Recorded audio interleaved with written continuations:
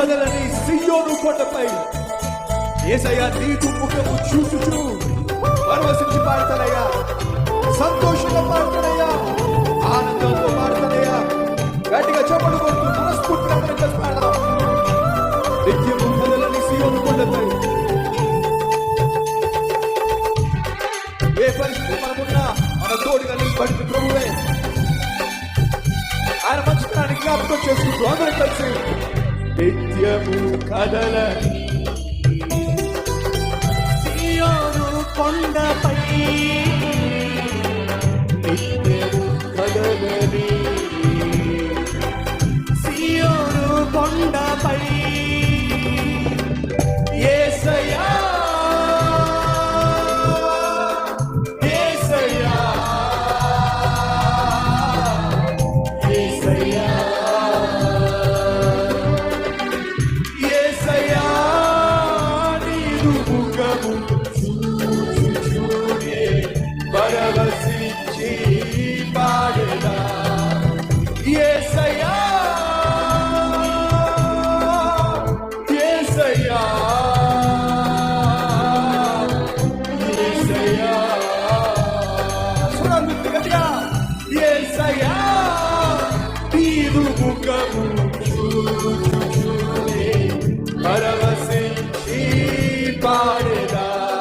యేసయ్యా నా యేసయ్యా యేసయ్యా నా యేసయ్యా గట్టిగా యేసయ్యా నా యేసయ్యా యేసయ్యా నా యేసయ్యా ఇంకొంచెంగా యేసయ్యా నా యేసయ్యా యేసయ్యా నా యేసయ్యా యేసయ్యా నా యేసయ్యా యేసయ్యా నా యేసయ్యా ఆరాధన ఆరాధన ఆరాధన స్తుతి ఆరాధన రెండు చేతులు పైకెత్తి ఆరాధన ఆరాధన ఆరాధన స్తుతి ఆరాధన ఆరాధన నీకే ఆరాధన ఆరాధన స్తుతి ఆరాధన నీకే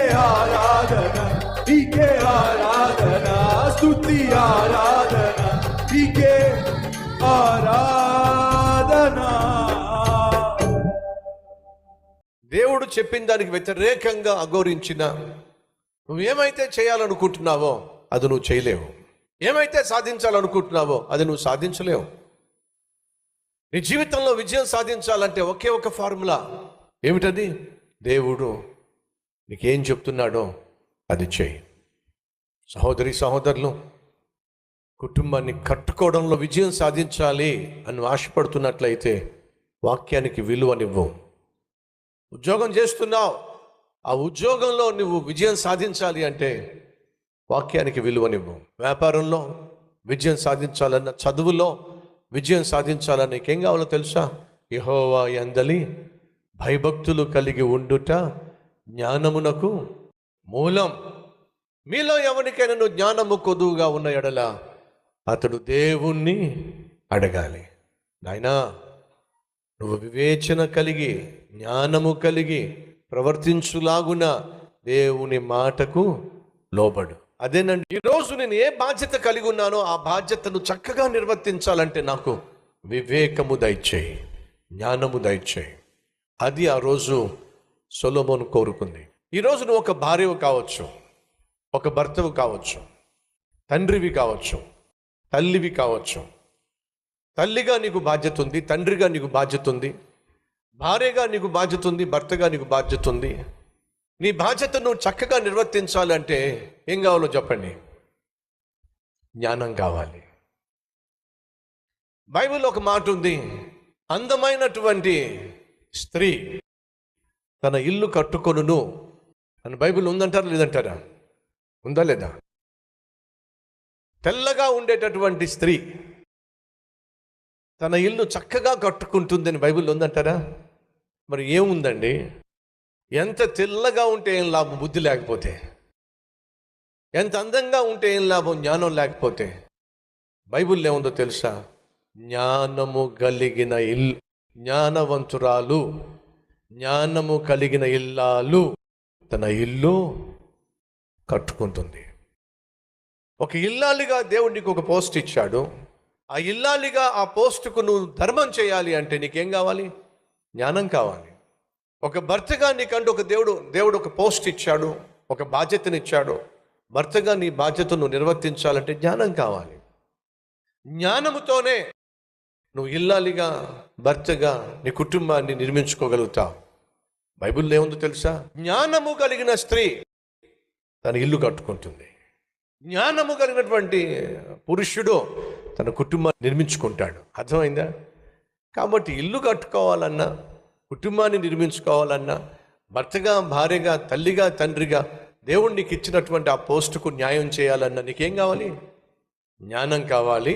అడుగుతున్నా ఎప్పుడైనా దేవుని దగ్గరికి వచ్చి, ప్రభువా కొత్తగా పెళ్ళయిందయ్యా, ఇప్పుడు నేను ఒక ఇల్లాలిని, ఎలా నా ఇల్లు నిర్మించుకోవాలో నాకు తెలియదు. నేను ఒక భర్తని, ఎలా భర్తగా నా బాధ్యతలు నిర్వర్తించాలో నాకు తెలియదు. నేను ఇప్పుడు ఒక అత్తగా నా కోడల పట్ల ఎలా వ్యవహరించాలో నాకు తెలియదు. కొడుకునో కూతుర్నో దేవుడిస్తే, ప్రభువా ఇప్పటిదాకా మాకు పిల్లలు లేరు, కొడుకును బహుమానంగా ఇచ్చావు, కూతురుని బహుమానంగా ఇచ్చావు, పిల్లలు ఎలా పెంచాలో నాకు తెలియదు. ప్రభువా నాకు జ్ఞానం కావాలి. ఎప్పుడైనా అడిగావా? ఎంతసేపు ఏమడుగుతాం చెప్పండి? ఏవేవో అడుగుతాం. అది ప్రభువా, ఇది ప్రభువా, ఇది ప్రభువా, సొంత ఇల్లు ప్రభువా, బైకి ప్రభువా, కారు ప్రభువా, వడ్డానం ఈ ప్రభువా. ఏమడుగుతున్నావు దేవుని దగ్గరికి వచ్చి? ఎంతసేపు వస్తు రూపంగా అడుగుతున్నావు, వాహన రూపంగా అడుగుతున్నావు, విల్లా రూపంగా అడుగుతున్నావు, వస్త్ర రూపంగా అడుగుతున్నావు, కానీ వ్యక్తిత్వ రూపంలో ఎప్పుడు అడుగుతావు? ఒకసారి ఆలోచించండి.